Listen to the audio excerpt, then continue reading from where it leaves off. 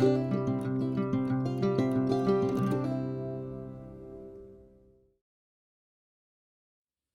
day, everybody.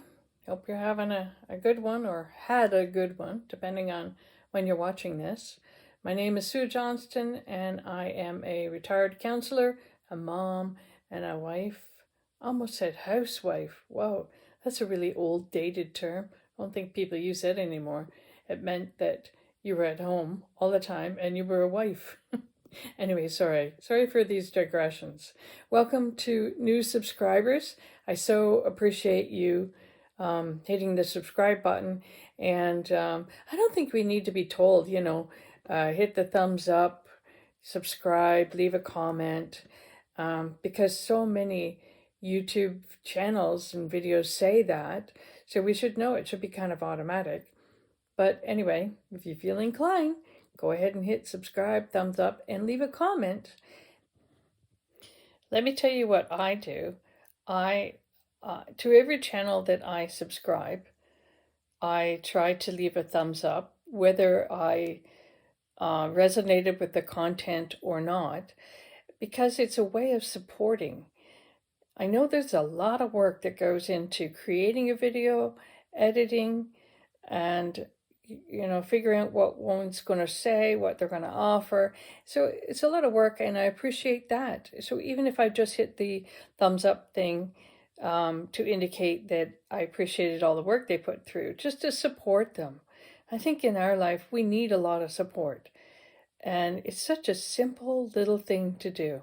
So that's a new little habit that I'm trying to create. I have probably maybe 20 people that I subscribe to, maybe more. I don't know. I haven't really counted, but I have quite a list. And my two main areas of subscribing are crafting, knitting, so that could be like one area, and the other is van life. I appreciate, I think I'm interested in the psychology behind van life, why people do it, how many people are actually introvert, because a lot of them mention that they are. How many of them are dealing with anxiety, which again is something that a lot of them have mentioned. Okay, all right, let's get to the today's video. Today's video is my knitting faux pas, the areas that I got fouled up, and I guess in a sense, the continuing need for patience and perseverance. You either like doing it or you don't. And most of the people who are knitting like it, so you need to figure out ways to keep moving forward with it, even if you have mistakes and can't understand patterns or whatever. So that's one area. The second thing that I wanted to mention, which would be more in the life principle realm, is how I journal every morning. I think everybody should journal, whether you consider yourself a writer or not. But I journal every morning, and I was recently reminded of the value of morning pages, which I think it's Julia Cameron, the author, writer, who coined that phrase. Maybe she did, maybe she didn't. Anyway, the point is she wrote a book called Morning Pages. So it's about, the principle is about writing at least 3 pages, freehand, pen and paper. She really believes that you should use pen and paper as opposed to typing on your computer or iPad or whatever. Can you imagine typing out a whole big 3 pages on your iPhone? Really tedious. Oh well. Anyway, a lot of thumb action there. Okay, so you write 3 pages every day, and the idea is that it just sort of, if you're a writer, if you're a creative person, it gets the creative juices going, and it's a way of getting in touch with who you are as a person. Okay, on to the knitting. So I showed you my owl mittens that worked out well. The first try, I was watching the video how to make them. That went great. But then after that, I just kept getting fouled up. I did purchase the pattern and I was following along, but I'll be darned if I could get 2 mittens the same, or even just trying to go through all the various steps and stages of knitting the owl. I just couldn't seem to do it. So I ended up just knitting straight mitts. It was either my third or fourth try that I actually managed to get the owl. It's a matter of becoming familiar with the pattern and getting used to the stitches as you're doing all the various rounds. One thing I did to keep myself on track was I used bobby pins. All the things we have to mark are places in wool, and I'm using bobby pins. But the orange was the owl, so when I came to that section, I knew what to do, and the other was the thumb area, the thumb increases. Marking the owl pattern and the thumb increase areas was a help. It was a good visual for me. And after that, it was, to use that expression, a piece of cake. I just seemed to have got it into my head and being able to practice the pattern and became familiar with it. So, you know what they say? Experience. Experience makes the difference. So you just keep at it. Having said that about experience, I just continuously had problems reading the pattern and understanding how to make the sleeves for my sweater. So I decided to move ahead and just sew it all together, well, at least the shoulder seams and the sides. And then I tried picking up stitches. I tried knitting the sleeves from the bottom to the top, which is what they suggested. I tried knitting it from the top down, so I was decreasing down into a cuff. But no matter what I did, it just wasn't working for me. So I'm interested in all your comments. Do you think I should just leave it as a sleeveless tank top? Or should I go ahead and knit a cap sleeve to go over just a little bit? Or should I actually go through and knit a 3/4 inch sleeve or 3/4 length sleeve? And now I'm going to read from my journal notes. This reminds me of the days when you used to pick up a book and read to your kids. Okay, so I was reminded of the value of morning pages, writing at least 3 pages every morning. The idea supports the theory that we will gain motivation and be inspired. For writers, it's a routine to clear one's head and stir up creative juices. Now, the activity can help process emotions. I like analyzing. And so I questioned the term process. What does it mean to process emotions? So the term process points to a natural continuing action that our thought and feelings go through. Ideally, it's a forward action.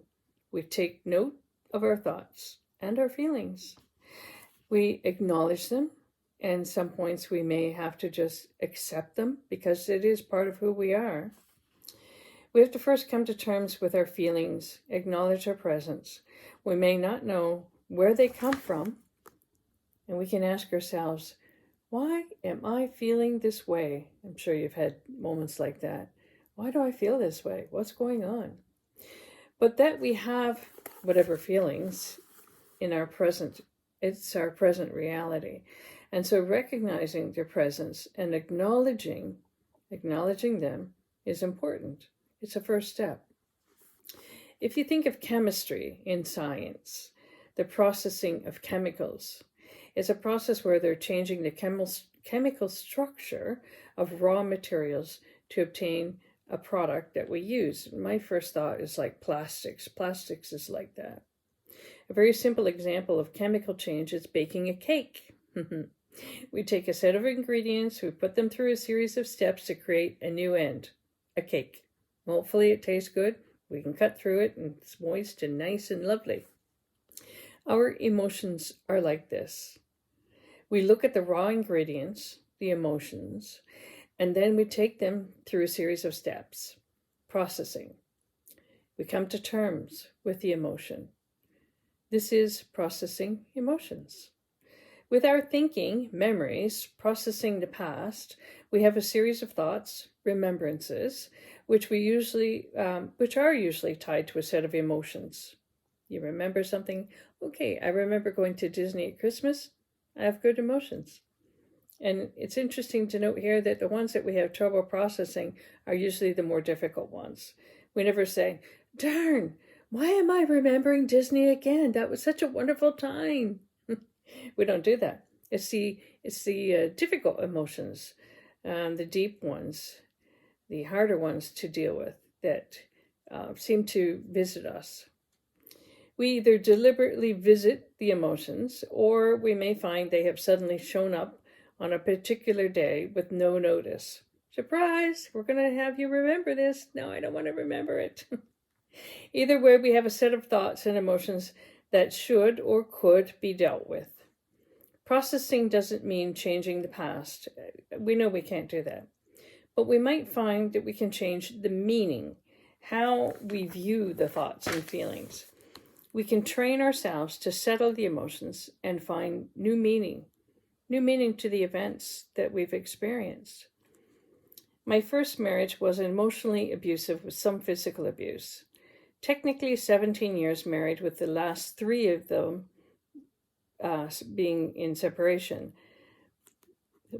Some emotional abuse was still occurring. The fears, the worries, the threats. He fired me from a company we owned. He stole away my car. He tried to create more isolation, perhaps with the hope that I'd come back to him, but all his worsening actions just made me think and realize, why would I want to be there? 4.5 years of separation ending in divorce, and then I met and married my wonderful husband, Stanley. That didn't come out right. My wonderful husband, Stanley. I had 2 daughters, and one summer, the girls' father came to pick them up for a vacation. Prior to leaving, the man asked to speak with me. That's the girl's father. So Stanley said he was okay with me visiting with him, and I agreed to meet him out in the backyard. The man was having relationship difficulties with the woman he had been living with. Surprise, surprise. Suddenly, in the midst of his discourse, he said, "I did all these things to hurt you, and you never once hurt me back." What an amazing statement that was. In those moments, I realized that, well, not everyone gets to hear those things. But for me, what happened was it was very affirming, and it was really quite a compliment. And I remember thinking that a lot of the things I had done in the marriage, they proved valuable. There was this realization that I had been true to myself. During the abuse marriage years, I would ask myself a couple of questions. Who am I? And how do I want to live my life? How do I want to conduct myself? Especially during some of the really difficult times where you had to apply forgiveness, you had to be compassionate. I tried to understand.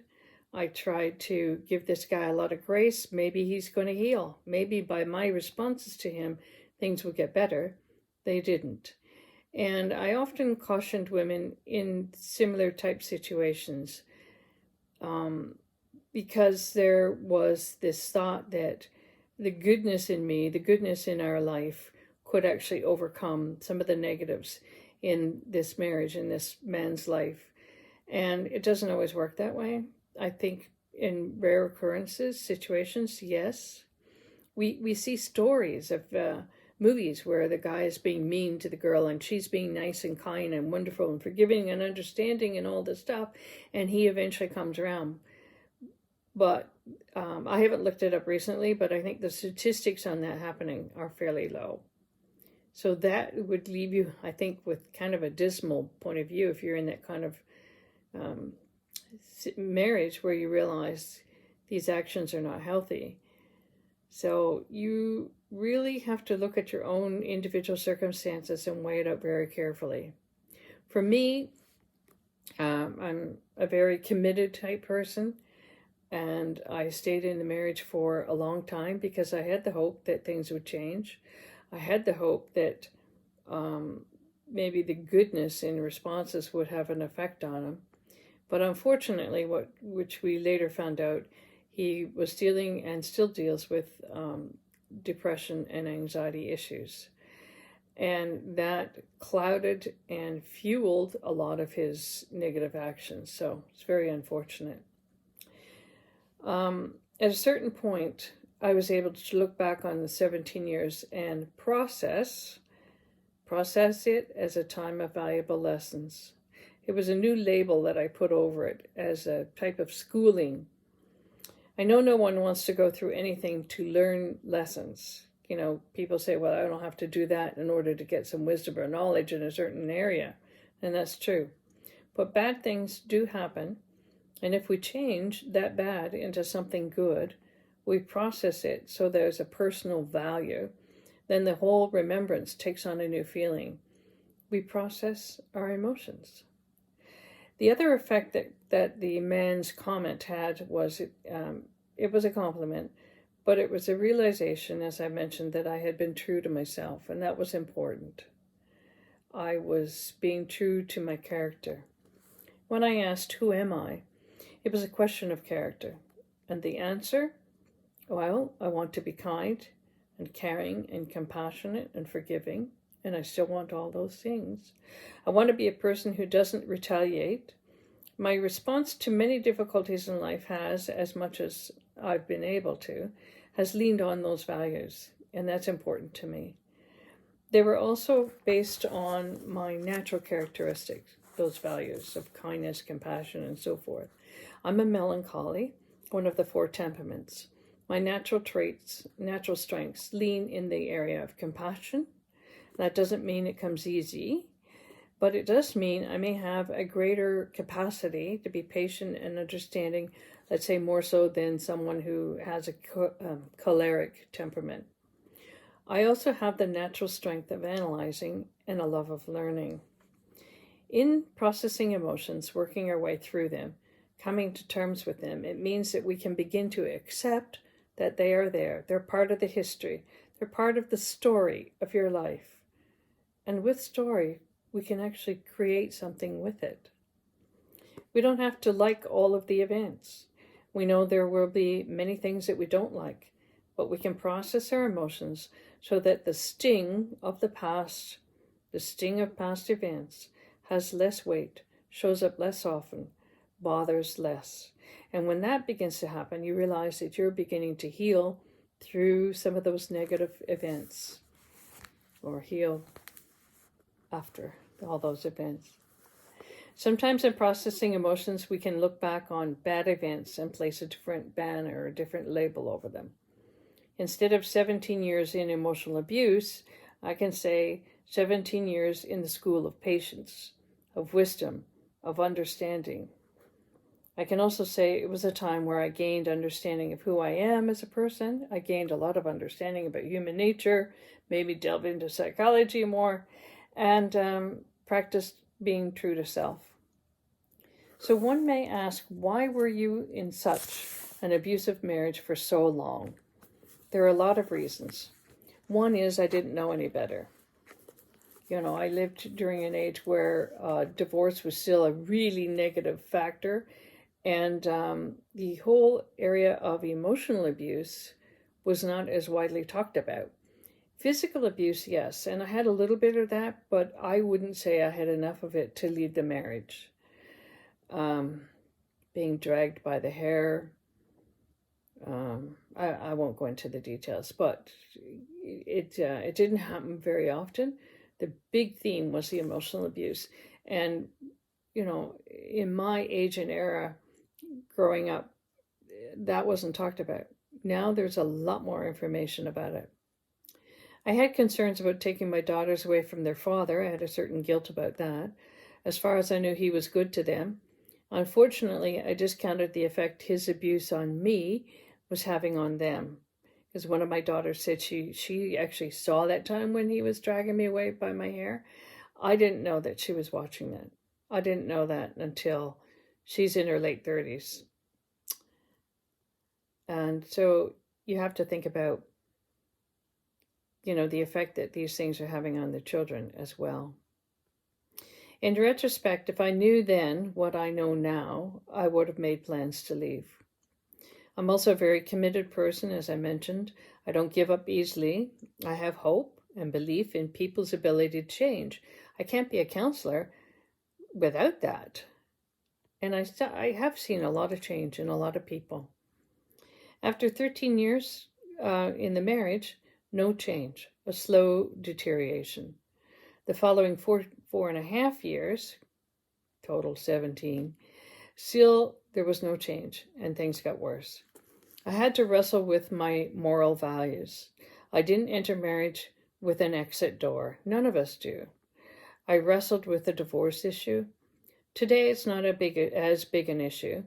One is less ostracized if divorced. It took me 4 years of separation to come to terms with the idea that I would have to divorce this man. I was going to have to do it. And I did. I didn't have my own income, and that was a big thing right there. We had a successful company, a computer store. We had a dedicated Apple store long before Apple had their own dedicated stores. So it was a very innovative idea. So we had that store, and he conveniently fired me, and I tried to get work. However, a few months into the separation, I began to realize that I was free to pursue my own desires. You see, when at a certain point, prior to my working full-time in the company, I had wanted to go back to school, and I had presented different ideas, and all of which were shot down. For example, what if I go into teaching? And no, teachers are idiots, he said. Big blanket statement. That was his point of view, not mine. And what if I go into nursing? Because his sister was a nurse. No. And then he pushed me into working in the company. And I was good at it. I became an Apple computer technician. I was good in sales, and I did the whole gamut. Anywhere I was needed in the company, that was where I went. But once I was free, probably a couple months into the separation, began to realize that I was free to pursue whatever I wanted to do. So I went back to school, got my Bachelor of Arts, 2 social work degrees, life coaching certification, and my master's, which allowed me to do counseling. So I became a professional counselor. At the time, I was also pursuing teaching stuff because I didn't think there was a lot of money in counseling, but I still wanted to do it. And it turns out I had always enough. It's not a lucrative business, but it was a good business, and it was my niche. And I enjoyed it. And now I'm retired from it. So anyway, so that's the story. Let me see if I can sum this up for you. Morning pages, I think, is important. If you do some writing, just 3 pages a day. Get in touch with yourself, find out what's important. And it can be a way to wrestle through things. And then processing emotions. Recently I mentioned to my husband, because he's remembering things from his early days, the abusive marriage he was in. And I said to him, one reason you're remembering these things is it's an opportunity to process, to come to terms with those emotions, to find value in it, to put a different label over it. And when we do that, these things will actually visit us less often. We can become stronger, and it frees up energies for other things like pursuing creativity, which is a great remedy, a great area of satisfaction in life for whatever you're dealing with. Okay, so that's it for now. Thanks for overlooking my errors, and we'll see you the next time.